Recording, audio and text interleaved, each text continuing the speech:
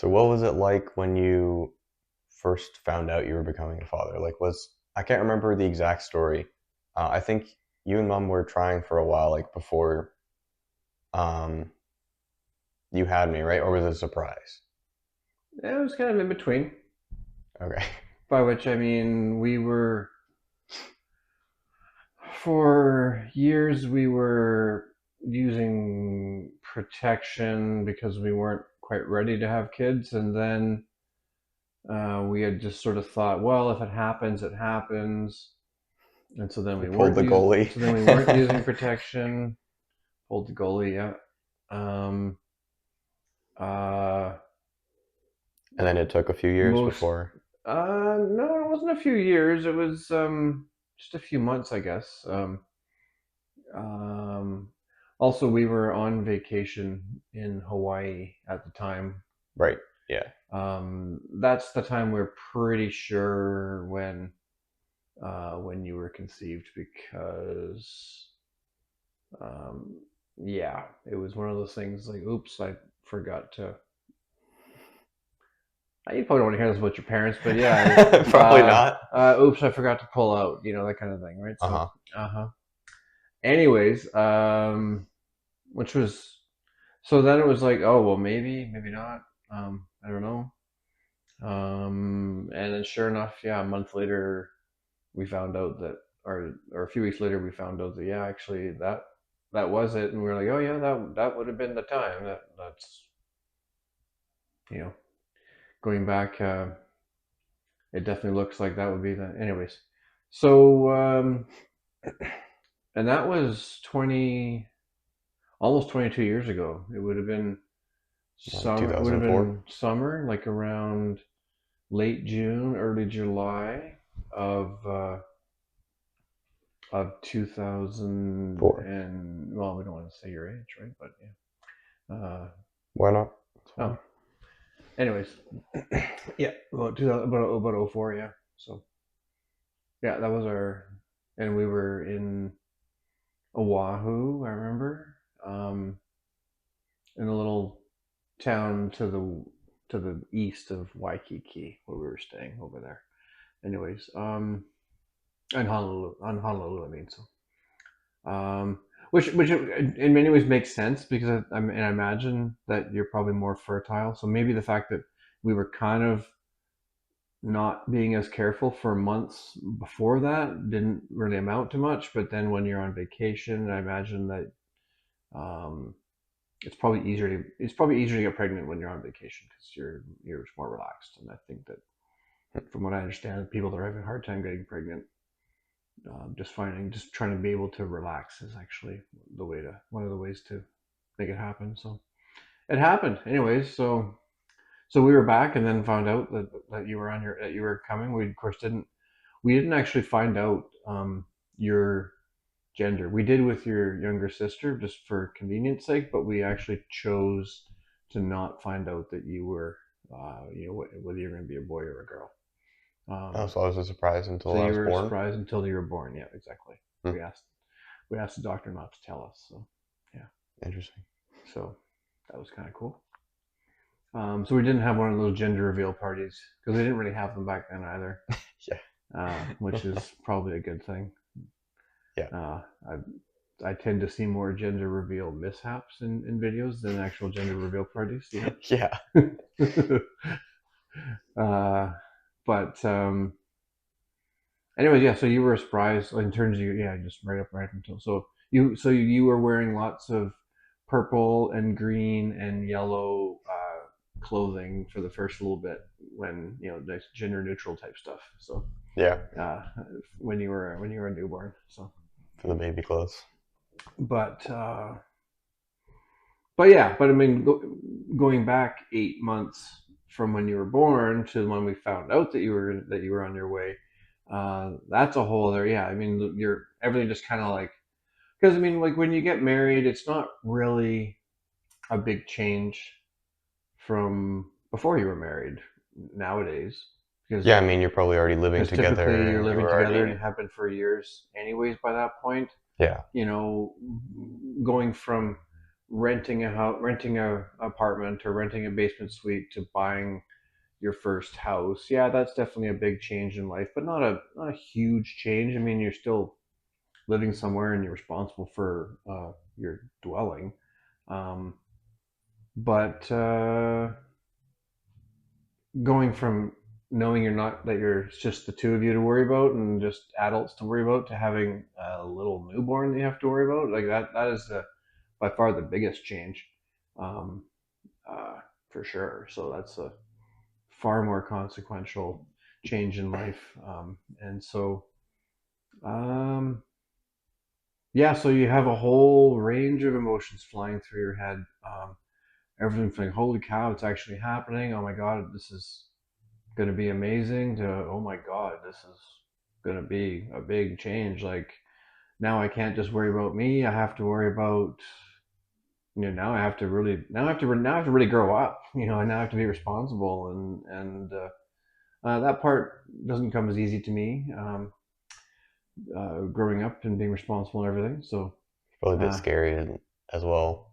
Like it's a new. it's a little bit scary. I wasn't, I know there's a lot of like doomerism around people being, oh yeah, well, it's such a dangerous world, scary world, nuclear weapons, climate change, and crime, and now fentanyl, and yada yada yada yada yada.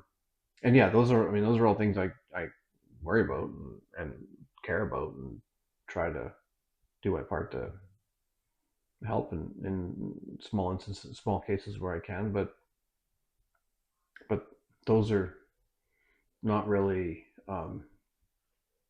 those weren't really factors that made me scared about it. I don't know. It's more just the fear of the unknown, fear of change, fear of like, Yeah, oh my like God, like what am I going to be good at? Am I going to be good at this? Like, do we even know what we're doing? I mean, they don't come with a instruction instruction manual. manual, as Yeah. they say, right? So yeah, it was a huge range of emotions, everything from wow, this is going to be so awe-inspiring, and kind of back to our previous conversation, something that's bigger, that you're creating something bigger, that even though it's smaller than yourselves, it's something that's bigger than yourselves. You're creating something that transcends, my own little existence, that actually now there's something that's far more important, I've got to be given a far more important kind of task in life. So it's all those things, and they all hit you either all at once, or they go from one to the next, and you're flowing through, like, oh my God, like what are we gonna do, right? Yeah. So And that's like just when you found out that I was, you know, going to be coming into the world, but like there's also just like I'm sure you get like the same sort of moment all over again when I'm born and then I'm actually there. You can actually see me and hold me and stuff and like that's probably just even more like a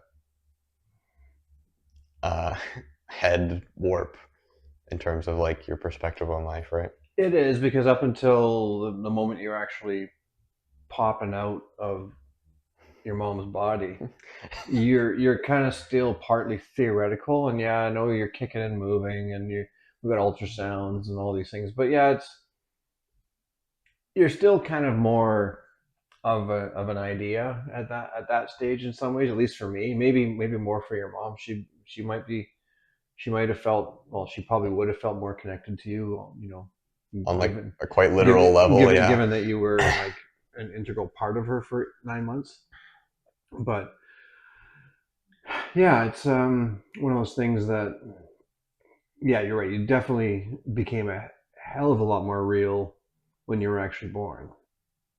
And that day was crazy too, because your mom wanted to do things as naturally as she could. She didn't want to have to get an epidural. Went through a very long labor, and in the end, your head was turned the wrong way. So I think you were called a breech birth. I think that's what they call it. Oh right, I was upside down, Which yeah. meant that you're upside down, which meant that you were not naturally facing the proper way to go out the normal way. Yeah. And so in the end, they had to do not an emergency, but definitely an unplanned cesarean. Even after your mom had been through, oh god, like 20 hours of labor, basically. Like so, it was. We were both exhausted, you know, Yeah. so exhausted that even though contractions are like every 5 minutes or whatever it is, we were able to like literally, we were both like literally falling asleep, like in between contractions. It was, that's how tired by the end of all that we were. So, Yeah. and your mom was pretty exhausted, so obviously. Yeah. And yeah, so that was great. So yeah, it was kind of like it's a bit of a like so because you're in like a we were both in kind of like a brain fog, you know, at that moment. It was a bit of like that. Even though you're just like, oh my god, this is okay. It's here. It's actually happening. But you're still, but because of the extra long, you know, Yeah, time because period of to come how out, like tired you it are, it's it like we were, your mom especially was exhausted. So the moment sort of like doesn't hit you fully, I guess, or it hits you, but oh like no, it hit us, but I mean, it's like, it's hazy. but your mom, I mean, she had, yeah, I mean, she was she was a little bit, you know, doped up as well. So, um, and yeah, so it was when you finally came, it was a bit of a mix of wow, it's here, but oh god, like now you're just kind of pulling through the day basically to Zombies, yeah. because you're zombies exactly, yeah. So Interesting. because we were zombies, well, especially her, obviously. So, Yeah. but yeah, no, it's but I mean, it's one of those things like when it's, I mean, there's nothing really you can compare it to. I mean, if you're quitting, say, one career that you've had for 20 years and you're joining a totally different new career, it's like you're taking this big leap of faith. Yeah, it's a huge change, but it's and or It's move just the job. or moving. Let's say you're moving from Toronto to Vancouver or Vancouver Even to to a different Montreal. continent, like I mean, yeah, it's a huge change. You're uprooting your life. It's all this stuff, but I don't. Nothing really would compare to the change I think about going from being a non-parent to a parent. I'm not even sure what the word for a non-parent is. Uh, but yeah, I anyways, don't know. Becoming a parent, yeah. mm-hmm. I think yeah, that makes sense. And it's something I look forward to. Like, uh, I want to have kids someday, and it'll be. I think it's just one of those core like transformative experiences that is so ingrained in like not just our biology, but like every type of animal pretty much is like the experience of parenthood, but also just like the yeah, just like that shift in that moment of being like, oh shit, there's this little thing I have to care for now, this little this tiny thing that's gonna become a functioning member of society Yeah, someday. Well, hopefully, of course. and yeah, and that's the thing too. Is I was just thinking that too. Actually, it's not something. It's not really a worry I had. I mean, maybe I should have been more worried about it, but it never really occurred to me that yeah, maybe you would turn out to be a screw up. That never really kind of was one of my worries. That it's like, oh god, what if I'm really bad at this, or what if he just really rebels against like his teacher at school and ends up, you know, getting in with the wrong crowd and takes to, you know, To crime and all this stuff. shoplifting and Well, what's that quote from? and I think it's from Phil in Modern Family. It's like a pretty good one, and he's like, people worry about whether they're doing things right, whether they're being a good parent, and whether they're going to screw up their kid and all this stuff. And he's like, I think it's pretty simple. You just do your best, you love them, and hope you don't raise a psychopath. I yeah, think I'm paraphrasing there, but I remember that one was pretty funny. seems about right. I mean, ultimately, yeah, we do have some degree of guiding you in the right direction or not. But and you know, at some point, also you're making your own decisions too. So and at some point it's just chance and various things. And yeah, in some ways, it's like some of it's just yeah, you have to hope that it turns out all right. So it's a bit of a leap of faith, of course, having kids. But yeah, I'm trying to think. I don't remember thinking like when you were little or even before you were born, like, oh, what, oh God, what if what if he doesn't, what if he, or he, well, if, before you're born, what if he or she turns out to not be, and I was never really that worried about that, I guess. You're You know, probably just thinking, oh, it's going to be my kid and I'll love them and be there for them yeah, I mean, I know that, no matter what, I pretty know, much. I mean, I know I turned out generally all right. I know your mom's, pretty darn good. So I kind of I think it's kind of just went on the unspoken, unthought, even assumption that you would probably be just fine, at least in terms of yeah, um, base level expectations, anyways, right? So,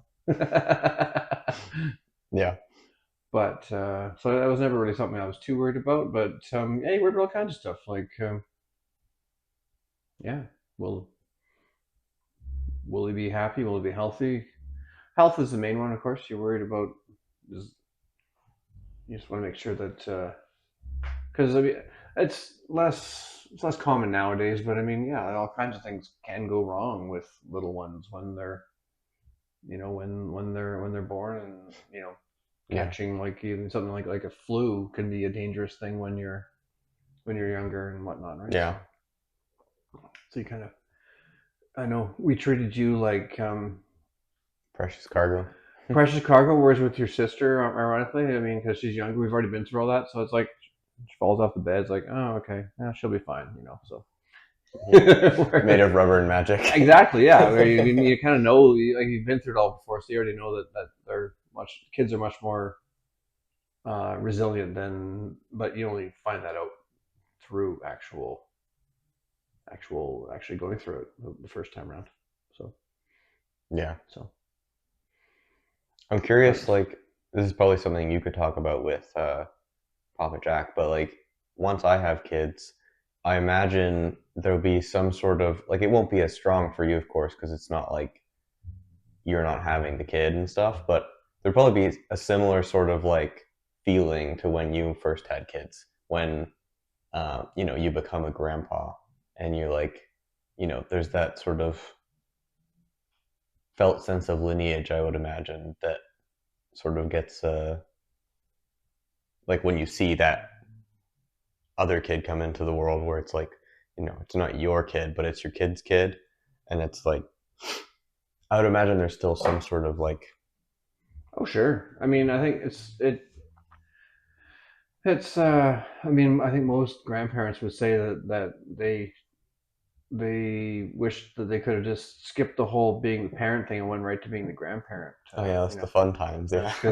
Because you get to have all the fun, and then and only have some of the responsibilities. Now that's not always the case, and certainly not in every culture. Like my girlfriend's um, in her family. I mean, she was largely raised by her grandma, right? Hmm. Because her mom had moved here already, so more or less to Canada for most of the time. So she had to move here, and so she was largely raised by her grandma. So her grandma kind of gets to be partly parent and partly grandparent. So that's straddling a bit of a fence there for them. But yeah, I think when it comes to grandparents, I mean, um, I've heard lots of cases. Like I've got some clients that are far closer to their grandkids than they are to their kids, or at least far closer to a grandchild than they are to their actual Hmm. child, because they've developed a real strong bond that way. So Interesting. which is great, and that would be a wonderful thing to experience. Um, I mean, I had wonderful grandparents. Um, I think I remember many times having sleepovers at my grandparents' place with my sister, and just some really fond memories of uh, of all that, and going out on my grandpa's boat. Um, Yeah. it was or even just puttering around. They had a rather large yard with all kinds of places to explore. My grandpa had a huge shop, and so much. so many interesting things to see inside the shop. Large yard, huge garden, like so many interesting things to kind of explore when, especially when you're little kids, like my sister and I were. Yeah. So they were like sort of model grandparents in that way for sure. So, um, and then, but it's funny. My grandpa was always like he was like sort of definitely a quintessential strong, silent type. He was not a very talkative person imparting life lessons. He was more of a he demonstrated his caring through actions and through doing, not through like Hmm. certainly nothing like this right now. Like that was not my grandpa at all. So, Yeah. but I'm trying to think. Whereas my dad is uh, he's much more emotive and emotional, and would always be telling you how proud he was and happy he was and all this and that. Especially if you put a beer or two into him, and he that unlocks his emotional core for sure. So, Yeah. but yeah, it will be interesting because if and when you have kids, hopefully I'll be living in the same town, so I'll be able to see them Fairly fairly, often. Yeah. more often, more so than your grandparents that don't live, they live a couple hours away, so we don't see them as much as would be nice, Yeah. but um, but yeah, no, it would be that would be I'm actually trying to put myself in the head mind frame of me rather being a grandparent. So I don't feel nearly old enough to be a grandparent, Yeah. um, Fair enough. but I think it'll be more of a case of seeing you when you're in when you it'll be more of a case of you finding the right girl basically. So And being in the right like place and time. Like I'm not even, I'm still living at home. Not even at the point where I can move out yet. Not that I really, would need to move out to have kids per se, but like, it's probably I doubt. well, lots of cultures that's pretty Yeah, common. I know. Yeah. It's kind of like a North American expectation that you're supposed to move out when you're 18 and then, you know, blah blah blah, settle down and then have kids and stuff, but it doesn't really have to be in that order. I But don't know. yeah, I got next hard year to off. have kids when you don't have a mom for the kids. So, Yeah, yeah. that's definitely step 1. Like I was saying yesterday, it's like the underpants gnomes, right? Step one, yeah. Acquire underpants. Step 3, Step profit. three is profits, yeah. So Step there's 2 that is step two blank. in between, yeah. Yeah. So, um, yeah. So, all right, go find that lucky girl. I guess that's the first step, right? But anyways, Yeah. Yeah, I don't know. I think the issue with that is that like there's not really a way to rush finding someone. no, not I at think the all. harder you try to find someone, the less easily it ends up happening. Basically, in some Yeah, senses, for sure. Like if, especially if you're like really trying, and you sort of like give off a needy, desperate vibe, then that'll just instantly repel people away. I've sensed. Well, I mean, I've heard you kind of you touch on this theme with some of your shorts and some of your writings and some of your podcasts even about like not Yeah, forcing an outcome, and definitely when it comes to relationships, especially like one of the most important relationships you'll ever have, yeah, if not the most important relationship you'll ever have, then yeah, you can't just sort of yeah, you definitely have to uh, allow it to sort of occur naturally and not force it for sure. So yeah, but one thing's interesting is that given that you're still days away from being not even 21 yet, I yeah, wasn't thinking about these questions when I was your age. That's for sure. So I don't. yeah, I was pretty happy to. In fact, I was at that point. I was perfectly happy to not even have kids, or not even entertain the idea of having kids, because I probably could have been happy, or at least at that point, I could have seen myself as being happy without not having kids. That was always the view. Like, oh, if that I could be happy with kids without kids. That was my view back. But then once you have kids, then you can't imagine your life without them. So it's like Yeah. it's one of those funny things where it's like, would have been happy. I think at least at the time I thought I would have been happy either way. I I imagine by the time I was at my current age that I would probably have come to regret the fact that I never had kids. Hmm. Um, but so yeah, fortunate that it just things happened as they did. So Yeah. I think it's the long-term mindset I put myself in. Like a question I ask myself almost all the time, especially when I'm making major decisions, is like, what would my 80-year-old self think about what I'm currently doing now? And what would the advice be that he would give me? What would cause him to have regret based on the decisions I'm making? And like anything I choose to do, I think about it as if like if I was doing this forever, would I still enjoy doing it? Or if I was doing this like when I started the newsletter, I wasn't just thinking, "Oh, let me start this and try it out."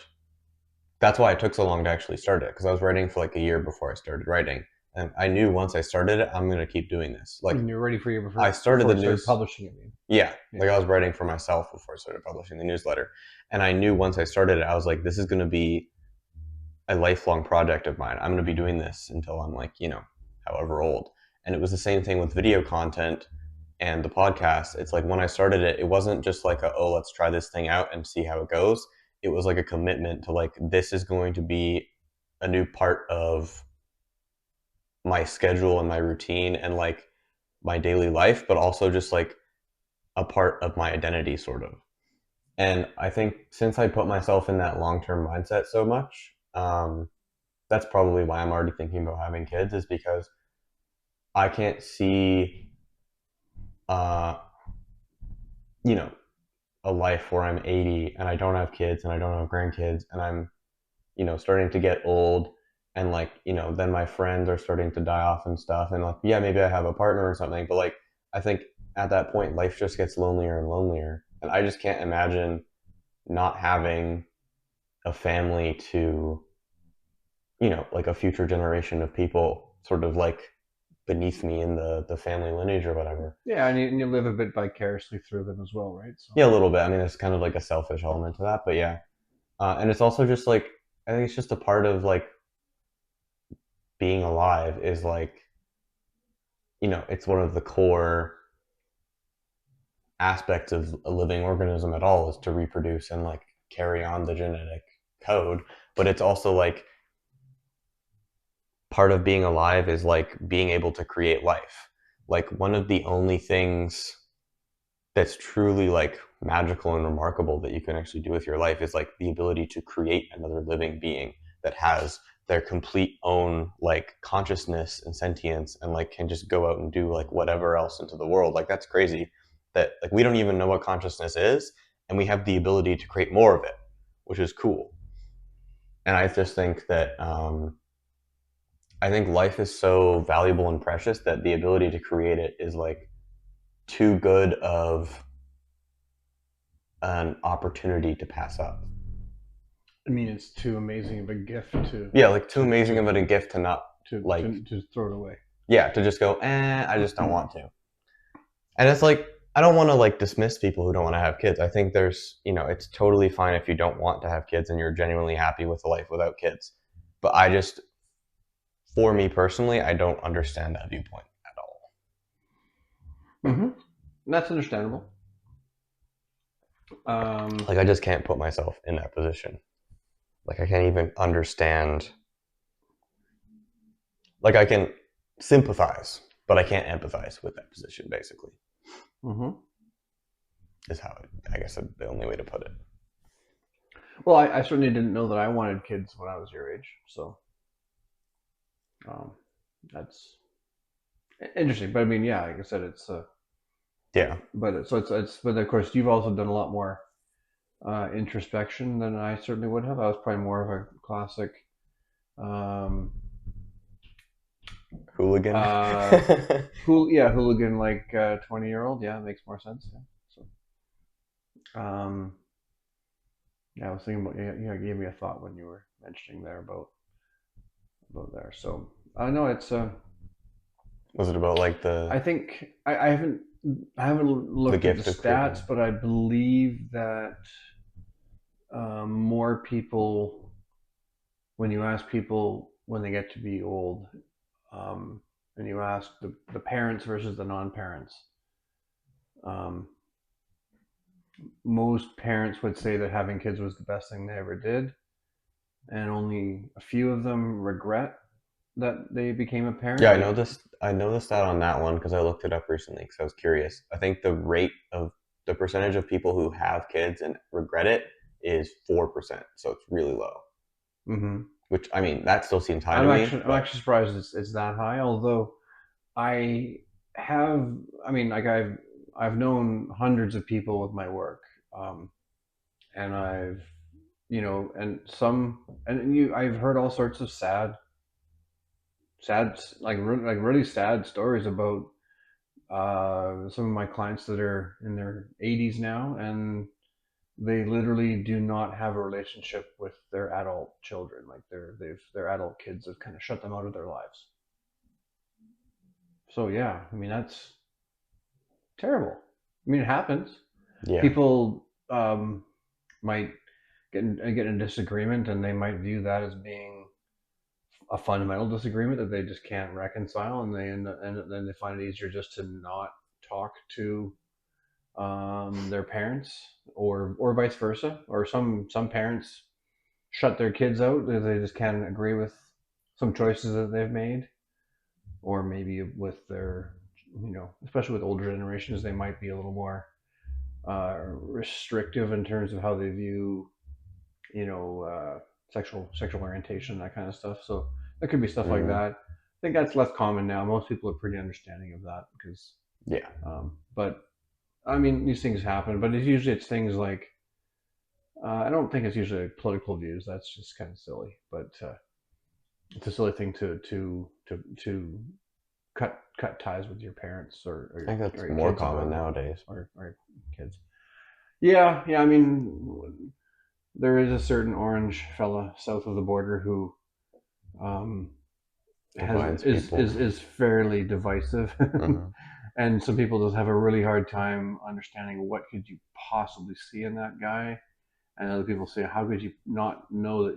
How could you not understand that this is the guy that we've been waiting for decades? So there's a bit of that. So yeah, so I mean, I'm not too surprised that it's around 4%. I guess I thought that's a bit high though. Yeah, so 4% of parents, when you ask them in in their heart of hearts, with nobody knowing and maybe with some anonymity, 4%. So 1 in 25 parents say that they regret having kids, which is really that's a it kind of hits you in the feels. Oh wow, like Yeah, that's such a painful thing to say. Even it's the thought is so, well, it's so foreign to me, but it's sad. yeah. But and so what's what was the number about of non-parents that regretted not having kids? I'm No, I assuming didn't I'm look up assuming it's that one. much higher than 4%. In fact, I wouldn't be surprised if it's somewhere in the 50% range. Probably. Yeah. I mean, I think At some least people. just for like, because if you at least if, when you have kids, then it's like the unknown thing isn't there, right? So you know what the experience is like. Whereas if you never have kids your whole life, you're always, even if you're like you feel sure for yourself, like I don't want to have kids. There's still always that little piece of your mind, like what would that experience be like, right? Mhm. And so there, I think just naturally due to that, the rate of regret would probably just be higher because some people would just be like, yeah, I probably didn't want kids, but I would have liked to at least seen what the experiences were like, Yeah. just to which isn't the thing is not really how kids work. Oh, I'll just try it out and see how it goes. And then if I And don't like it, I'll cancel the trial and subscription. you can't just sort of hang around a playground either, or else the the police will be called, and yeah, you can't be Yeah, like, just hang hey, out. I just can wanted to I like try out being a can parent I for can a I can I couple. can I borrow Can I borrow your kid? some kids for an hour or two, you know? Yeah, that's the thing with Um, like you can't really like you can either go all in or you can't like because even like being a foster kid or like adopting kids like you're still that's being a parent, but it's not like the same as having your own kids. Now, of course, I mean we're joking, of course, but there are. I mean, or I do know of.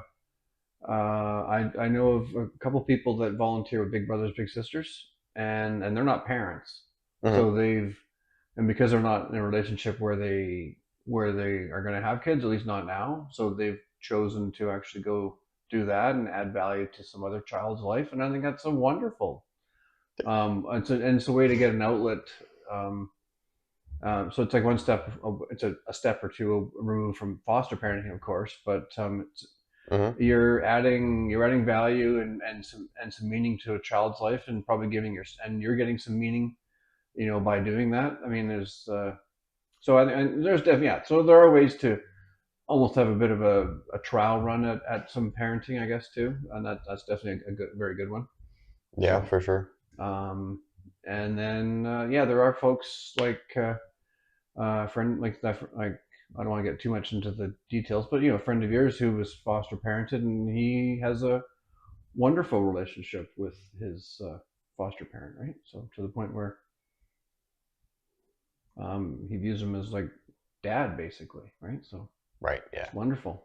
So yeah, there's all sorts of ways. I mean, and usually kids like sporting coaches are normally the moms and dads of the of one of the kids on the team, but not always. Sometimes To volunteer. sometimes uh, people just want to volunteer and you know Ex pro get athletes or something.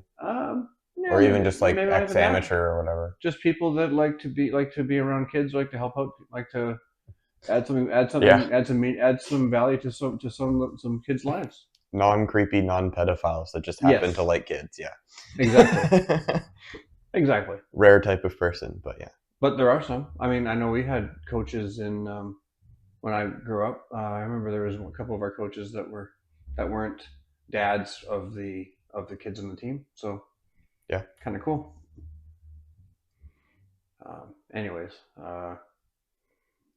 jumping around on topic, but there are.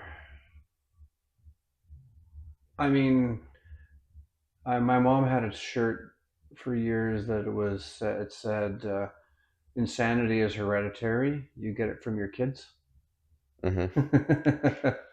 Because I think that sort of touches on, yeah. So back to your question about what emotions was I feeling when I had when we found out that you were coming. Um, your kids they bring out all sorts of things, everything from like frustration, of course, and anger, and like just extreme pride, and just yeah, all the way down to just the awe of like watching you. I know, yeah, it's weird and creepy, but watching you lay there sleeping peacefully, it's and just being like, wow, we made that. It's so amazing. Yeah, I thought you were gonna say watching me learn stuff, but yeah, that's cool too. That's like a different. That's a different.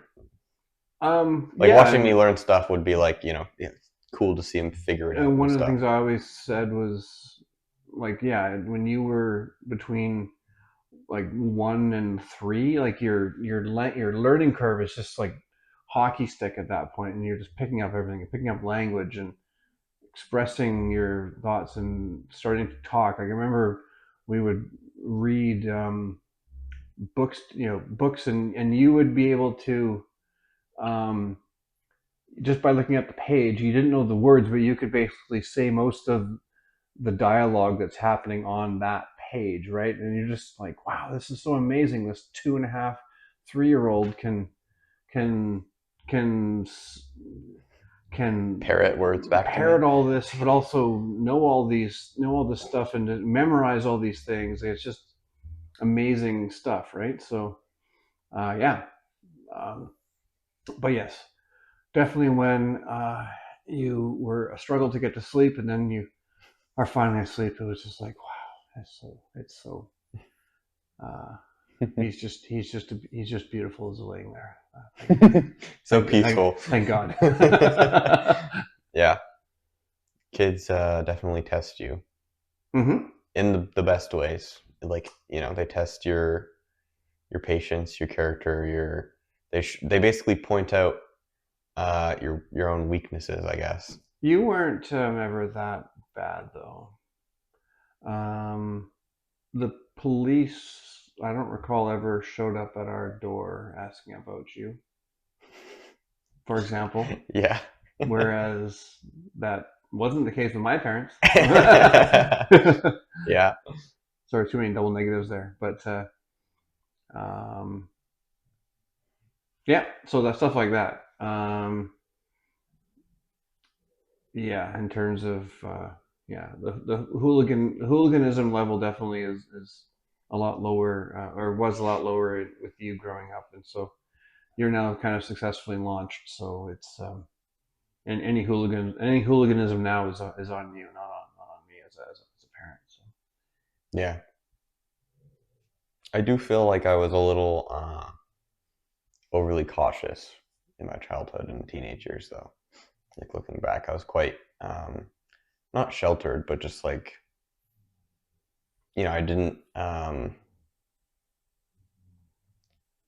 I didn't learn a lot of lessons the hard way through like my own experience. I learned a lot from other people and like other watching other people make mistakes, which I think is a good way to learn. But like, it's just I feel like there's a certain amount of those experiences that I just missed out on, for better or for I worse. would say for good or for bad there, yeah. Yeah, it might be not necessarily a bad thing that I didn't, get into lots of trouble or, um, you know, do tons of partying and binge drinking and whatever. But I remembered coming back from my first staff Christmas party, and um, for some reason they were okay with feeding like a 16-year-old, or maybe I was even 15. Anyways, I think I was probably 15. Yeah, rums and cokes until the cows came home, and I felt fine good old 80s. at the party, and then yeah, it was late 80s, and got home and threw up all over my bedroom floor while I was I was sleeping. So yeah, uh, you never did anything like that. No, So that's a lesson that I had to learn my more than once. But my first yeah, time I had alcohol was when prom in I was grade gonna say it was 12. prom, yeah, Yeah. and I think I bought you that alcohol, yeah. Yeah. So yeah, whereas we would sneak stuff, we had Quite a chill high school experience for me. yeah, I had a friend whose grandparents made their own wine, so um, I had other friends that were kind of on the naughty side, so they would go knock on the front door, and then another friend would run around the back and sneak into the shed and grab a cask of wine, Uh-huh. and then we go to the lake and get drunk and yeah. Anyways, we I don't remember anything like that. Like I don't remember hearing stories like that from you at all. So yeah, you're right. You No. were definitely more cautious. Yeah. So um, maybe you watched me and you were like, oh, my dad's a bit of a dumbass when it came to say crazy skiing, or when it came to jumping off cliffs or jumping off the roof of the garage into the pool or something like that. All of these kind of stuff that I did when I was younger. So Yeah, I'm not sure if it was like a sort of just a part of me or if it was more of like a learned thing. It's because hard to pin it down, I but think when it comes to parents, I think there's some in like I look at my parents, and in some ways I'm very similar to certain parts of them, and in some ways I'm very much like the opposite. yeah, Like I think that's kind of how it goes pretty much. Like when you're a kid, you see your parents as a role model, but they can either be like a role model for the behaviors you want to embody or a role model for behaviors you like don't want to. So it's like they become like an anti role model for some aspects, sort Yeah. of. But I don't think it's necessarily like it's not always the same, which is interesting. So it must be based off of like how the behaviors of your parent made you feel or something. Is my best um, prediction as to like what would cause that childhood instinct to like what which behaviors I'm going to model after and which behaviors I'm going to like choose not to be like, because I don't know what else would. So I'm wondering why.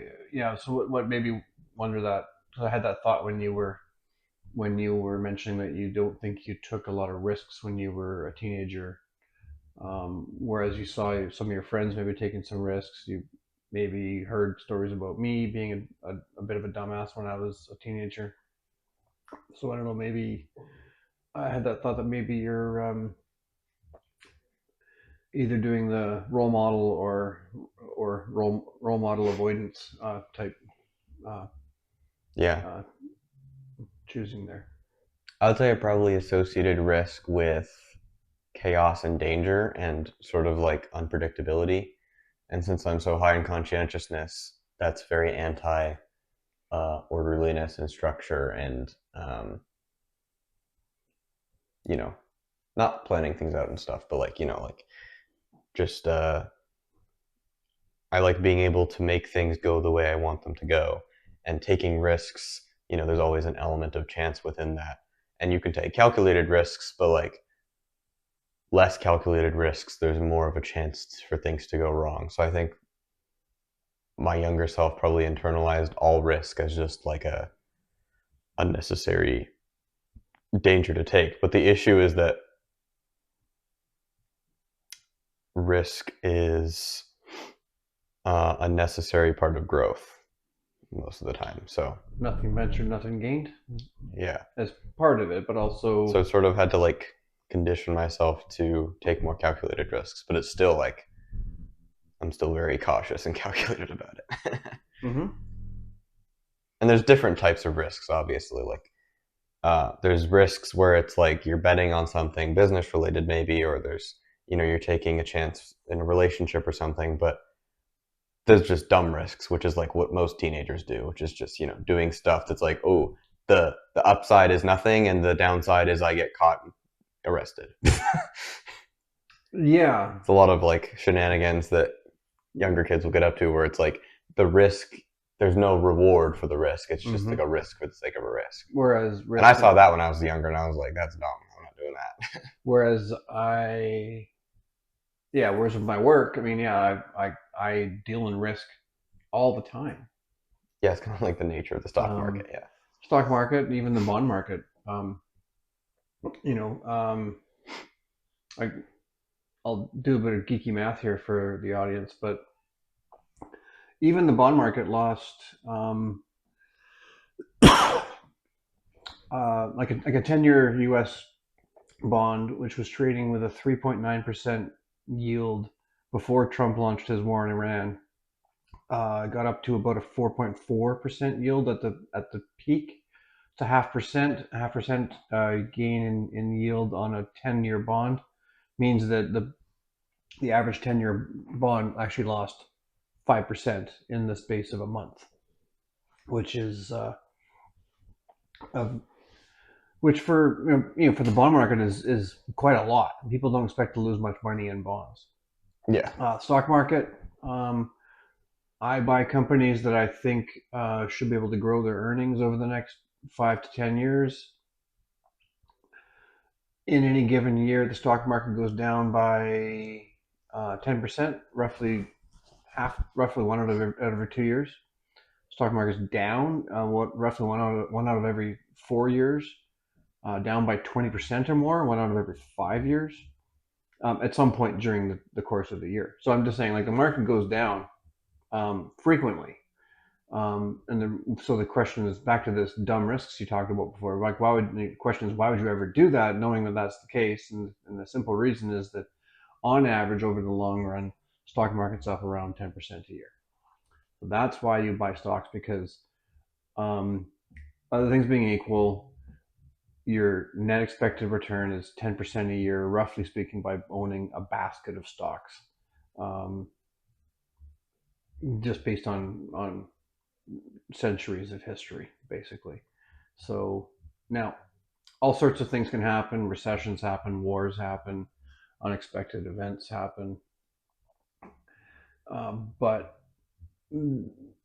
on average, things go up by around 10% a year. So that's there's an element of risk, but it's not really a it's a very, back to your statement before. It's definitely much a calculated risk. Like, there's an element of risk attached to it, so I have to manage that risk. We don't want to just avoid that risk. It's a risk you manage, not a risk that you just avoid entirely. I mean, you can avoid it entirely, but just you have to expect to earn less returns. Simple as that. Mm-hmm. But sorry, not trying to dive into this being a work podcast, Financial investing podcast. but you know, Yeah, I get a, what you're saying a, though. a lot of my frame of mind, frame of reference for a lot of things comes back to work, obviously, because Yeah, investment that's principles and stuff like that. that Yeah. is a big chunk of my life, and a big chunk of all of the things I read, or and therefore frame my experiences and my decision making. So, unfortunately, Yeah, I get what you're saying with like the dumb risks thing and the calculated risks. I think maybe the only upside you could say to like the classic like young teenage kid taking dumb risks thing, like the only upside that could come from it is like some sort of social status where you're seen as like, you're cool, or you're, oh, that Zach's crazy, he did this thing last weekend, oh my god. But even that is like, that's temporary. That only lasts for high school and middle school, whatever. Like, no one, in the long run, no one really cares. yeah, I haven't had anybody tell me recently. Oh, remember how crazy you were back in high school, Frank? Nope, that hasn't happened in quite a while. So Yeah. so And if someone was really stuck on that, they kind of peaked in high school, probably. yeah, it's like it'd be the classic story of the 20-year-old doing donuts in the high school parking lot, and it's like, oh, dude, you should have outgrown this, like, 3 years at ago. least after graduating high school, Yeah. What are you doing here? Yeah. Yeah, Hanging around, yeah, exactly. for sure. Anyways, so parenting good, have Parenting kids, good, have go kids. forth and procreate, you guys. So Yeah. Thanks for sitting down with me today. my pleasure.